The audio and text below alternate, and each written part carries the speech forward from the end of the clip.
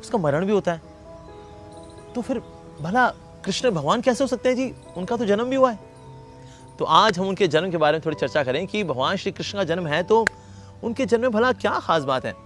और खास बात तो निश्चित रूप से है, क्योंकि भगवान खुद ही बता रहे हैं भगवद गीता के अंदर, जन्म कर्म च में दिव्यम। उनका जन्म भी दिव्य है, उनके कर्म भी दिव्य हैं, दोनों ही दिव्य हैं। तो विशेष रूप से हम देखेंगे जन्म वाला पार्ट अगर हाईलाइट करें कि भला भगवान का जन्म हुआ जैसे हमारा जन्म होता है, 9 महीने माँ की कोख में रह करके फिर हम पैदा होते हैं, बाहर आते हैं, नर्स हमें 2-4 थप्पड़ मारती है, अरे बच्चा रो नहीं रहा है जी, उसको उल्टा करके धड़ धड़ धड़ धड़, फिर वो बच्चा रोता है, उसके उस मुंह से एक बलगम वगैरह निकलती है, कहते हैं हाँ जी बच्चा रो दिया है, बच्चा रो दिया है, हाँ बहुत बढ़िया जी। तो क्या ऐसे ही भगवान श्री कृष्ण का भी कुछ ऐसे जन्म हुआ होगा, राइट? जैसे भगवान श्री कृष्ण जब प्रकट हुए, जब उनका जन्म हुआ, तो जन्म भला उनका कैसे हुआ है? पहले वहाँ प्रकट हुए और पहले उन्होंने बता दिया कि ना मैं आपके घर में मैं प्रवेश करने वाला हूँ और बहुत जल्दी मेरा जन्म होगा आपके थ्रू। देवकी मैया को और वसुदेव जी को भी कंफर्म किया कि I am coming, don't worry, I am there. आज तक दुनिया में ऐसा कौन सा बच्चा हुआ है जो कि माँ को पहले आके बता दे कि ना मैं बस आ रहा हूँ, चिंता मत करो, आई एम कमिंग, पहले बाहर आए, उसके बाद फिर वसुदेव जी के हृदय में जाए और फिर उसके बाद देवकी जी के हृदय में जाए, उसके बाद फिर देवकी मैया के घर में जाए। अल्लाह जी, ऐसा तो जी आज तक एक बार ना आना जी। हम सब जानते हैं कि किस प्रकार से बच्चा जो है माँ के घर में डाला जाता है। वास्तव में जब संसर्ग होता है स्त्री और पुरुष का, तो उसके बाद फिर घर में जाता है बच्चा, ये हृदय से उसके बाद फिर कोख में जाना। अरे भला ये कैसे हो गया जी? ये बिल्कुल हो सकता है क्योंकि भगवान श्री कृष्ण ऐसा कर सकते हैं। और साथ ही जब देवकी मैया के कोख में गए हैं भगवान, जब प्रवेश किया भगवान ने, उसके बाद जो देवकी मैया है, she became so effulgent. Srimad Bhagavatam बता रहा है, as a millions of suns have accumulated at one place. एक जगह असेंबल हो गए हैं इतने सारे सूरज। हमारे साथ ऐसा हुआ कि हम माँ की कोख में जब गए तो माँ जो है ऐसी तेजस्वी हो गई, ऐसी ओजस्वी हो गई। अरे उस वक्त देवी देवता आ रहे थे और देवी देवता दर्शन करने के लिए आ रहे थे कि इस समय जो है सारे सृष्टि को संभालने वाले, हमको शक्ति देने वाले प्रभु इस समय देवकी मैया के घर में। वास्तव में देवकी मैया गर्भ जो है ये तो धाम बन चुका है। हमारे केस में क्या एक भी देवी देवता आया ना? हमारे कर्मों के अनुसार हमको शरीर दिया गया, शरीर लेकर के हम एक पर्टिकुलर माता पिता के यहाँ पर जन्म लिया और उसके बाद फिर अब अगर सत्कर्म नहीं किए तो पता नहीं कहाँ से कौन सी माँ के घर में हम जन्म लेंगे। कभी कोकरोची के घर में, कभी कान खजूरी के घर में, कभी हिरणी के घर में, तो कभी किसके घर में, तो कभी किसके घर में। लेकिन भगवान श्री कृष्ण जब प्रकट होते हैं तो उसमें देवी देवता आते हैं। वाओ! इनफैक्ट वो सबसे ज़्यादा वेलकमिंग और ऑस्पिशियस कॉन्स्टिलेशन बनाते हैं। सारे जितने भी ग्रह हैं, कहते हैं सूर्य यहाँ खड़ा हो जाओ भाई, ए बृहस्पति आप यहाँ पर आ जाइए जी प्लीज़, शुक्र यहाँ पर आ जाओ। अरे भगवान को वेलकम करना है, भगवान को वेलकम करना है भाई। इस प्रकार से they make very special arrangement. भगवान श्री कृष्ण जब प्रकट होते हैं, जब भगवान श्री कृष्ण प्रकट हुए हैं तो भगवान जब आए भी हैं, जब भगवान प्रकट भी हुए बाहर की ओर जब प्रकट हुए, तो उस वक्त भगवान रो नहीं रहे बल्कि हंस रहे हैं। सारे बच्चे दुनिया में आ करके पहले तो रोते हैं, नहीं रोते तो नर्स इंश्योर करती है कि रोए बच्चा, तड़ तड़ तड़ मारती है उसको, उसी मुंह से बलगम बलगम निकलती है, बच्चा रोता है, कहते हैं आ चलो जी बच्चा, हाँ बढ़िया हो गया जी, पता लग गया देखो ये संसार में अल्टीमेटली रोना ही है, तो शुरुआत तो रोने से हो ही गई है। सो रोते हुए आते हैं सब और रोते हुए ही जाते हैं, इसलिए कोई सिकंदर कहलाते नहीं हैं। लेकिन भगवान श्री कृष्ण वो हैं जो कि हंसते हुए ही आते हैं, हंसते हुए ही जीते हैं और हंसते हुए ही अपनी लीला समाप्ति करते हैं। और जो उनके संपर्क में आ जाता है, ऐसे भक्त भले ही मान लो रोते हुए आए हों लेकिन वो हंसते हुए जाते हैं। सो इसीलिए असली मुकद्दर के सिकंदर और कोई नहीं है। वास्तव में कृष्ण के जो भक्त हैं ना, वो हैं असली मुकद्दर के सिकंदर। तो भगवान श्री कृष्ण प्रकट हुए हैं, साथ में उनकी लंगोट भी है। ऐसा कौन सा बच्चा है जो हगीज डायपर पहन करके प्रकट हो? अरे इट्स इम्पॉसिबल।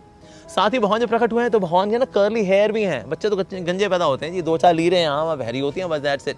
लेकिन जब भगवान श्री कृष्ण प्रकट हुए हैं सो कर्ली सॉफ्ट ग्लॉसी हेयर हैं भगवान के, and he is looking so beautiful. He also है टीथ, उनके हल्के हल्के मोती मोती जैसे दांत भी हैं। बच्चे पैदा होते हैं उनके दांत तो जी होते ही नहीं है, लेकिन भगवान श्री कृष्ण की मुस्कान है उसे मोतियों जैसे बड़े कोमल बड़े प्यारे भगवान के दांत भी हैं। वाह! और साथ ही भगवान श्री कृष्ण जो है उस वक्त कम्युनिकेट भी कर रहे हैं। बच्चे जब नए नए पैदा होते हैं कोई कम्युनिकेट नहीं कर पाता जी। सो दैट फेज भगवान श्री कृष्ण के जो प्रकट होने की लीला है ना, अगर ये देखें, माय गॉड दिव्य है ये। और उनके प्रकट होते हुए क्या हुआ?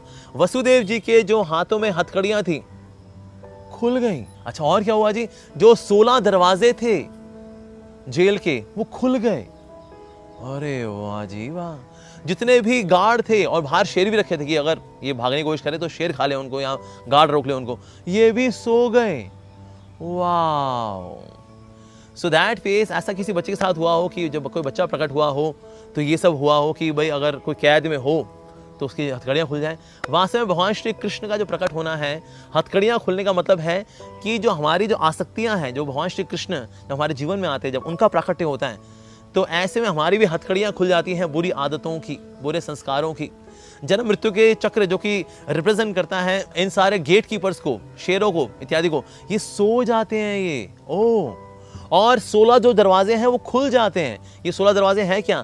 5 कर्मेंद्रियां, 5 ज्ञानेंद्रियां, 5 पंचमहाभूत और 1 मन, 5 5 5 और 1 16 दरवाजे खुल जाते हैं हमारे, बिकॉज हमें 16 दरवाजे वाले जेल में रहते हैं। तो जो कृष्ण जन्माष्टमी मनाने वाले हैं ये, अरे कृष्ण का स्मरण करके, उनकी भक्ति करके इनकी भी 16 दरवाजे खुल जाते हैं।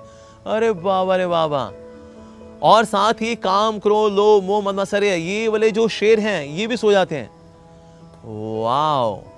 और जैसे ही वसुदेव जी अब कैरी कर रहे हैं श्री कृष्ण को अपने साथ, जब कैरी कर रहे हैं वो, उनकी प्रसन्नता बढ़े जा रही है और जितनी भी जगह अंधकार था, अंधकार कोठरी थी, वहां रोशनी आ गई थी। तो इस तरह से भगवान श्री कृष्ण भी हमारे जीवन में जब आते हैं तो अंधकार चला जाता है, दिव्य ज्ञान वो आ जाता है, और जैसे जैसे भक्ति में आगे बढ़ते रहते हैं आनंद बढ़ता रहता है। वाओ। तो ये भगवान श्री कृष्ण का प्राकट्य की दिव्यता है। तो कोई सोचे, देखो यार कंस का ना दिमाग नहीं था। कंस अगर एक भाई सिंपल है भाई, ये बच्चा भाई उनको पता भी 8वां बच्चा जब उसको मारने वाला है, तो भाई तुम देवकी और वसुदेव को अलग अलग सेल में रखो, पहला बच्चा ही पैदा नहीं होगा, 8वें बच्चे की तो दूर की बात। कंस है ना, उसका दिमाग नहीं था। मैं बहुत दिमाग वाला हूँ, मैं बहुत लॉजिकल हूँ। कंस भले ही नेगेटिव रोल प्ले कर रहा है लीला के अंदर, लेकिन नेगेटिव रोल प्ले करते हुए वो जानता है कि मुझको लीला में कैसे कॉन्ट्रीब्यूट करना है, लीला को खराब नहीं करना। इसीलिए हमारे जैसे लोग जो हैं इस दुनिया वाले, हम लोग लीला में नहीं है, क्योंकि हम लीला खराब कर देंगे, हम लोग तो हम अलग अलग कर देंगे। हालांकि भगवान को प्रकट होने के लिए कोई बायोलॉजिकल तरीका नहीं पता चाहिए होता कि जब तक स्त्री और पुरुष का संसर्ग नहीं होगा जी तब तक तो बच्चा पैदा नहीं होगा जी, तो भगवान ही प्रकट नहीं हो पाएंगे फिर। लेकिन भगवान के केस में ऐसा नहीं है। भगवान श्री कृष्ण प्रकट होते हैं इसलिए नहीं कि स्त्री और पुरुष जो है साथ साथ थे तो इसलिए वो पैदा हो पाए। अगर अलग अलग होते फिर भगवान सोच रहे होते अरे अब मैं कैसे आऊँ, because I depend on biological process of appearing in this world. संसार में प्रकट होने के लिए मेरे को तो ये जो जैविक तरीका होता है वो उसके बिना मैं आ नहीं पाऊंगा। नहीं जी नहीं, इनको प्रकट होना होता है तो खंबे से प्रकट हो जाते हैं।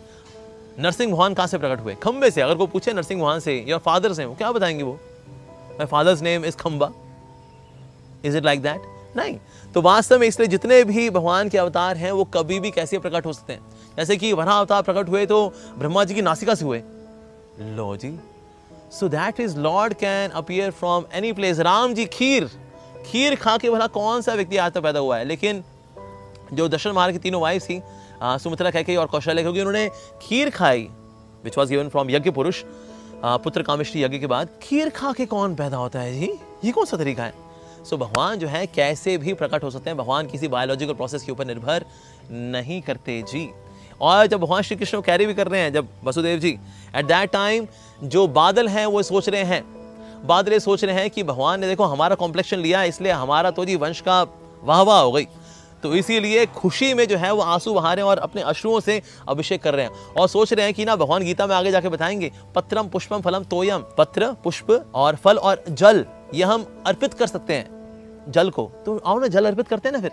तो अपने आंखों के जो अश्रु हैं उनसे भगवान श्री कृष्ण का अभिषेक कर रहे हैं। कहते हैं देखो इसके पहले देवकी मैया ने अभिषेक कर दिया अपने अश्रुओं से, बाद में यशोदा मैया अभिषेक करेंगे, लेकिन हमारा तो चांस बीच में लगा है, चलो हम अभिषेक कर दें। अनंत शेष खुद आए हुए थे उनको ढकने के लिए कि जो बारिश हो रही है तो हल्की हल्की बारिश है, ये नहीं कि भगवान श्री कृष्ण पूरे भीग जाएंगे। तेरी सेवा होगी लेकिन बराबर, ऐसा नहीं झरझर झरझर।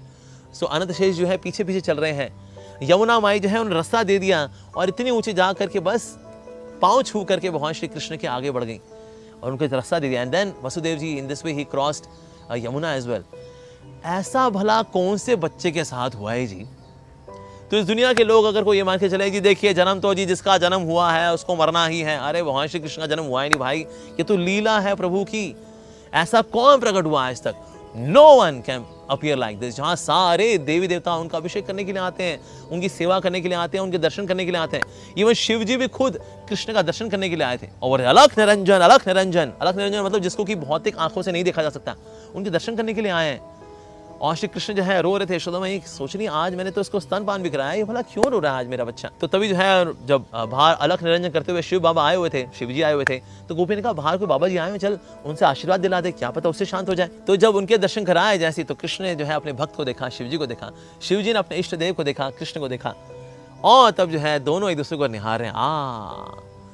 तो ऐसा भला कब हुआ है कि बच्चे के दर्शन करने के लिए स्वयं शिव जी आए, महाकाल शिव जी, ऐसा कभी नहीं हुआ। सो दैट मींस कृष्ण का जो जन्म है वास्तव में दिव्य ही होता है। जैसे कि ना अगर जेल के अंदर कभी कभी प्रेसिडेंट भी आता है, तो वहां के 420 कैदी है ना, वो कहते हैं देख अपन लोग 420, तब भी तो अपन लोग जेल में आए, ये भी 420, तब भी तो जेल में आए भी। तो जो जेल में रहने वाले 420 कैदी होते हैं ना, वो क्या करते हैं, प्रेसिडेंट को भी कैदी मान लेते हैं। और प्रेसिडेंट तो आया किसके लिए, सजा कम कराने के लिए। वो जेलर से पूछता है इनमें से शरीफ भी है कोई, यहाँ सारे नवाज शरीफ ही हैं। तो बताता है कि हाँ जी सर, ज़्यादातर तो बदमाश ही हैं, लेकिन हाँ एक आधे शरीफ भी है। उसको ये आभास हुआ कि ना चक्कू जो है पेट में नहीं डालना चाहिए, चक्कू तो सब्जी में डालने के लिए होता है। ओह अच्छा, कितनी सज़ा है इसकी? सर इसकी सज़ा है 14 साल कैद बामुशक्कत। ओहो अच्छा, ठीक है, इसकी सज़ा कम कर दो, इसकी सज़ा कर दो 1 महीना कर दो। सुधर गया ना? कहता है हाँ सर सुधर तो गया है, बड़ा पछतावा है इसको, ठीक इसकी सज़ा कम कर दो। तो इस प्रकार से भगवान श्री कृष्ण आते हैं, मतलब हमारे कर्मों की पोथी को हल्का करने के लिए आते हैं, या पूरा मिटा देने के लिए आते हैं वास्तव में। लेकिन हम जो संसार के लोग हैं, हमको लगता है भाई हमारा भी जन्म हुआ, हमारा ही मरण हुआ, तो भगवान श्री कृष्ण का भी जन्म हुआ, उनका भी मरण होगा। नो, भगवान श्री कृष्ण का आना, उनकी लीलाएं करना, उनका जाना, सब कुछ दिव्य होता है वास्तव में। जैसे कि अगर कोई फ्लाइट को देखे ना, फ्लाइट उड़ रही है, बोले अरे रेड लाइट पे रुकी नहीं, वो तो चली गई। वो तो सर रेड लाइट ना ये जमीन पे चलने वाली गाड़ियों के लिए है, उसके लिए नहीं है। तो इसीलिए हमारे लिए यहाँ रूल्स अप्लाई होते हैं, प्रकृति के रूल्स, लॉ ऑफ कर्मा के रूल्स, ये सब हम पे अप्लाई होते हैं। लेकिन जो भगवान श्री कृष्ण है, फ्लाइट भैया उनका कर्मों में कुछ नहीं आता। भगवान तो आते हैं तो अपनी इच्छा से आते हैं, और अपनी इच्छा से वो सब कुछ का सारे कार्य करते हैं।